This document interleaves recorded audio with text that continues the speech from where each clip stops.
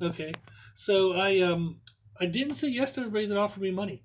So that was very, very hard to do at first. And I had people who would have been aware that I was doing that really question what the hell I was doing. So they're like, what the hell? That person was going to give you, this, this, and this. And you said no. And I'm like, yeah, I don't want that money. If that money brings that person and that character, I don't want it. So you'd have people who were known drug dealers. I didn't want them in my business. Hell no. So I had people who come in, they talk about, just horrible character things.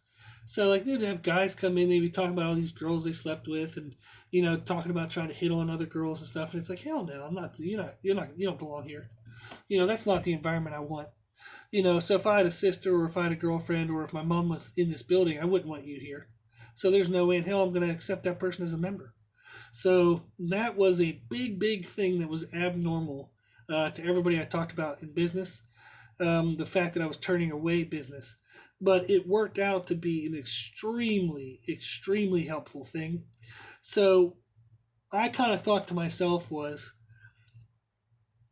are these people that I would want to associate with in my regular life? Yes or no? If I would be embarrassed to know this person in person, then I should be embarrassed to have them in my business. So if they don't have good character, okay, they're going to bring down the rest of the environment. So that's something that I believe to be true, and I still believe to be true, and it's a big recommendation I have when I talk to people like for consultations now, business consultations and consultations with like other gym owners and trainers, is one bad seed can ruin the whole crop. So it's not worth keeping one person's monthly membership if it costs you five or six other people because they can't stand that person. So I didn't want a place. I wanted a place I was proud of. I wanted a place that I was excited to come to every day. Not a place I had to excuse away or apologize for or not want to admit that I was the owner of. And I realized that one bad seed would ruin the whole crop. And one thing that was very true to me, and turned out to be very true, was a magnifying effect. In the sense that if there was somebody with bad character and they weren't going to fit the environment that I wanted for my gym, if I kicked them out or said no to them, it was absolutely true that they were going to tell all their friends and say, don't ever go there, that owner's a jerk, this is bullshit, blah, blah, blah, blah. Well, guess what? Their friends, if they're kind of like a person of that I wouldn't want, I'm trying to clean this up from what I was really going to say. If they're a person I wouldn't want in my business, chances are they're friends with people I also wouldn't want in my business. So when they went and told all their idiot friends, it was great because then their friends wouldn't come. So by kicking out one bad person, I got to save myself from having to kick out dozens of others. So that was freaking awesome. So it was actually good that they gave me bad publicity to their friends because I wouldn't want their friends anyhow. And what turned out to be equally awesome on the opposite end of that was when I had a good person come in and they got to feel a good environment and things just kind of felt right. There wasn't like the douchey people walking around doing all the douchey things they do. So they went and told all their good friends, and then more good people came. So it became something where it was kind of like a self-guided growth. And I'm very, very, very, very, very blessed, very, very, very, very lucky, and very thankful for the membership that I have now because we have really good people. So I know everybody's first name. Everybody's a good person. There's somebody that I would be fine and comfortable with leaving, like a sister or my mom, or a girlfriend. If I had to go leave and like run across town to go grab something, and I had to leave like a loved one in the gym with anybody, absolutely anybody of our membership, I would. That would be totally fine. And what's been awesome about that is since we have such good people, that they go tell other good people and good people more come. So it's amazing now. Like I very rarely have to deny anybody membership now, whereas at the beginning I was denying about as many people as I was accepting. So that was something that I had to stand firm with against other people's advice and against my bank account, was to say no to people who I knew I should say no to. So that was very important for me, and it helped me a lot. The last thing I'll say on the what I did right things was to stay focused on myself. So it's good to know what other businesses do. So understanding the pros and cons of like their pricing structures, like how they promote their business, what's good or bad about the way they promote their business, and then like different like payment schemes and structures that you have internally. So maybe like contract ideas or non-contract ideas, how to pay employees, how to pay other trainers.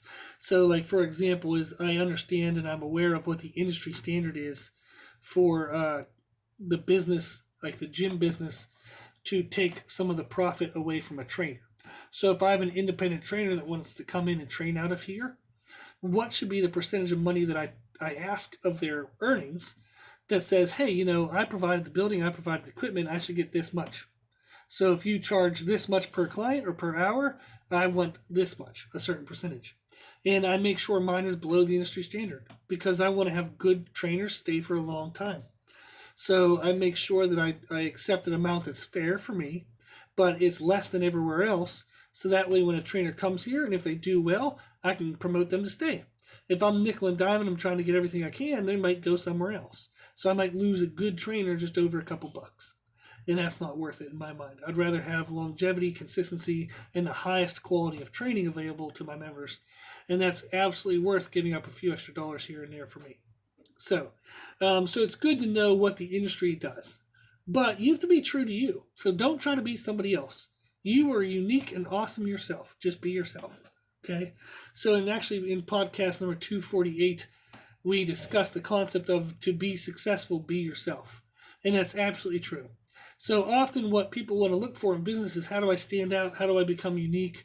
Well, you are already unique. Just be you. You're awesome. Don't try to be somebody else. Don't try to be a version of something else that seems successful. So you can be successful. Just tell your story. Be who you are. Okay? Attract people who are like-minded as you. Just be yourself. So, and that goes into that idea of growing yourself. If you continue to develop your own character and develop who you are as a person, that'll develop and grow your gym as well. Okay? Now, real quickly, because we're getting kind of long here, is I want to go through what I did wrong and then give you guys some resources to go look up. So one thing I did wrong was I definitely did not understand the financial aspects of this stuff well enough. So the finances of being an owner. So there's enormous amounts of crap you got to deal with when you're the owner. So real quick example was the loan I took out for the equipment. So the company I went through signed me up under something called a lease to rent versus a lease to own contract. So the company was time payment. Do not, for the love of God, ever work with a company. Process leasing? Crap. I'm going to have to look up what that name was. So I think it's Process Leasing was the company name. But they were pieces of shit. So, and I'm totally fine saying that. I don't care if they tried to sue me. I doubt they're ever going to listen to this podcast. But they signed me up under what's called lease to rent, which I was unaware of and had no clue that I was doing that. And in our communications, they knew for a fact that I was making the payments to eventually own the equipment. So instead, they signed me under what was called lease to rent. So I made payments until I paid back all of the original cost of the equipment. And then they kept charging me because now they considered it that I was renting the equipment. So it wasn't lease to own, it was lease to rent. So I ended up paying $2,000 and some odd more dollars than I should have had to pay because they signed me up under some bullshit contract. And I kept asking them why I was continuing to have to pay. I was like, isn't the principal amount already met? And they're like, oh, no, you have to pay this much more and this much more. And then I pay that the next month. And I'm like, how am I paying more money? I was like, this is more than what the equipment really should have been. And I thought maybe there was an interest amount I didn't know about. So, yes. So finally I figured it out that they signed me under lease to rent. So I had to pay money to switch my account to a lease to own. And that ended up making me pay more than the original amount of what the equipment and the interest was actually worth. So that company absolutely should. Oh my God, I lost my shit to that company and got mad. And I was not super duper polite. I didn't cuss out the highest manager that I could speak to, but I definitely let them know that they were everything that was wrong with the human race. And I don't have a clue how, if they consider themselves a good person, that they can work for such a company. So I might have kind of gotten a little bit upset about that. But that was something I didn't know enough about. So I definitely needed to learn more about finances and gaining more what I would consider like ownership knowledge. So just because I'm a good trainer doesn't mean I'm a good business owner. And just because you're a good trainer doesn't mean you will be a good business owner. So you got to learn about stuff about sales, and you got to learn a lot about financial bookkeeping and taxes and all that crap. So it was something I had to learn after the fact that I could have saved myself a lot of stress and a lot of money in the first couple of years if I'd have learned that stuff faster. So I would 1,000,000% recommend that you read books on financial aspects of business owning and go talk to current already business owners and ask them what their financial mistakes were, what their financial lessons were. Okay? So that is absolutely the biggest thing that I did wrong. And it's my number one piece of advice that I would give to anybody looking to open up their own gym is make sure you educate yourself on the financial aspects of owning a business. Just because you're a good trainer doesn't mean you're going to be a good business owner. Okay? You might be, but it also isn't a guarantee. Okay? So that leads us into our first resource. So I wanted to give 10 books that I suggest you read before you open your business. And they'll actually be even helpful once you do open your business. So you might want to reread them after a year of opening up your own place. But the first one is E-Myth Revisited. So that's the title, E-Myth Revisited. It's going to give you a very clear-cut business mindset, business definitions, and a good business structure. So it's going to help you understand how to organize your business. That was very, very helpful. So E-Myth Revisited. So that's the first one. The next one we have is The Subtle Art of Not Giving an F. And you can guess what F stands for. But The Subtle Art of Not Giving a Crap, we'll just say that. And the reason why I think this is extremely helpful for business is it helps you focus on what truly matters. So there's going to be a lot of stuff that comes up that everyone else thinks is important, but it isn't. It's not important to the true vision of your business. So you need to stay focused in on what you believe to be the true most important stuff and let the rest of the crap go. So The Subtle Art of Not Giving a Crap is really, really, really, really helpful for a good business owner mindset, in my opinion. Because there's a lot of people, if I have 100 members that come through this door, 100 members are going to have 100 different orders of priorities and what they think are more important. Okay, most important. However, that doesn't mean it's going to be the same as me. And just because they believe it's important doesn't mean it actually is. So sorry to my members. But sometimes there's going to be a lot of people asking for your attention and focus on areas that don't really make you growth, they don't make you money, and they don't benefit the future of the business. So you need to make sure you stay focused on what truly matters. And part of that is not dealing with the guilt or the pressure to pay attention to everything. So that book helps you kind of focus in on what truly matters and get rid of the guilt and the pressure for everything else. Another book is called Rich Dad, Poor Dad. And it talks about the biggest lesson for me was passive versus active income. So if everything you earn money-wise has to run through you and your business, you're screwed. Because you will become the limit of the business. You will run out of hours per week, and therefore you'll run into a cap of money. So I remember when I first opened the gym, I was training 50 hours in-person client a week. I had all of the nutrition and training programs right on top of that. I had to be the janitor, I had to be the cleaning service, I had to do the advertising, social media marketing, all that stuff. I did everything. That was an insane amount of hours. And the business ran into a cap because I couldn't possibly sleep less and I couldn't possibly do more. So understanding passive versus active income. What are the ways that you can offer services and benefits to your clients and members that do not actively require time from you every single time? Okay, every single transaction. So Rich Dad, Poor Dad is really helpful for that. It has a bunch of other helpful lessons too. Another book, Extreme Ownership. And that's the one that you have to believe everything is your fault. Therefore, everything is within your control. So accept blame for everything. Okay, and you can change the wording of that. That's what everybody's going to assume, is that you have to accept blame. That's not actually true. You just have to accept responsibility. There's a difference. So it doesn't matter if somebody else did something. It's your responsibility to do something back, okay? To correct it or change it. So accept responsibility for everything. And therefore you accept control for everything. The next book we have is Start With Why. It's by Simon Sinek, I believe. But the title is Start With Why. And the reason why is because you don't want to focus on what you're doing, you want to focus on why you're doing it.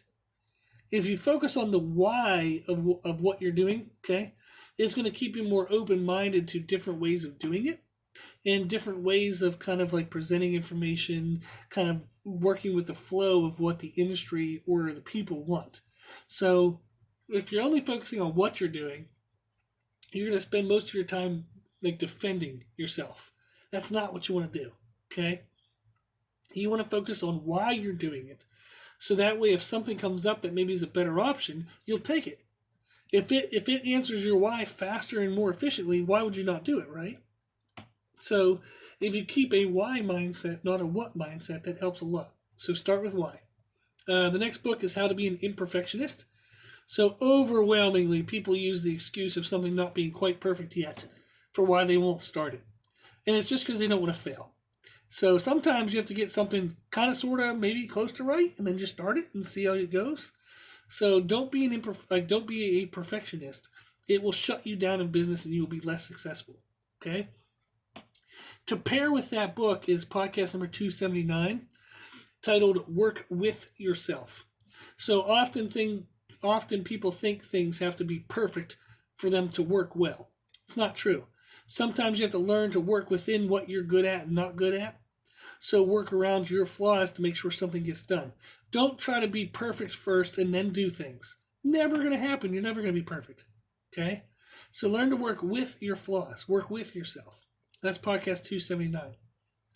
Okay, the next book we have is Building a Story Brand. And that book is amazing for marketing. Absolutely amazing. Building a story brand. And the reason why is you are not the hero. So when your business is telling a story through advertising, do not set yourself up as the hero. You are the guide. Your viewer or listener is the hero. So don't make posts about all the cool things you do. No one gives a shit what you do. They care if you can get them to do it. Okay? So your clients are the heroes. You are the guide. And that book, Building a Story Brand, will tell you about that and much more. Another book we have is called The 12 Rules for Life by Jordan Peterson. And this book is amazing. It's not directly related to business, but it falls into the category of personal success will lead to business success. So if you can continue to grow who you are as a person and in character, it'll grow your business as well. So 12 Rules for Life is an amazing, amazing book for that. Okay. Next one we have is Can't Hurt Me. And that one is awesome just for building mental toughness against life and business. So life will kick you in the pants, business will kick you in the pants. So things aren't always going to go super well no matter what you do or don't do. So Can't Hurt Me by Steve Goggins is a great book to kind of learn mental toughness and learn how tough a human being really can be. Last one we have is Essentialism. And I think that's helpful because you need to keep an open mind to trying things in business. Okay, trying new things, trying a variety of approaches, but you can't lose focus on what your core objective is. Okay, what's the true thing that you do and you do best? So essentialism helps you focus in on what's the most important thing for you, what's the singular thing that does the best for you, and not to lose focus on that as you try to build your business around it. Okay, so those are 10 resources, 10 books you can check out. And all of them are extremely helpful. I've listened and read a lot more than that, but those are good kind of ones to cover all the bases.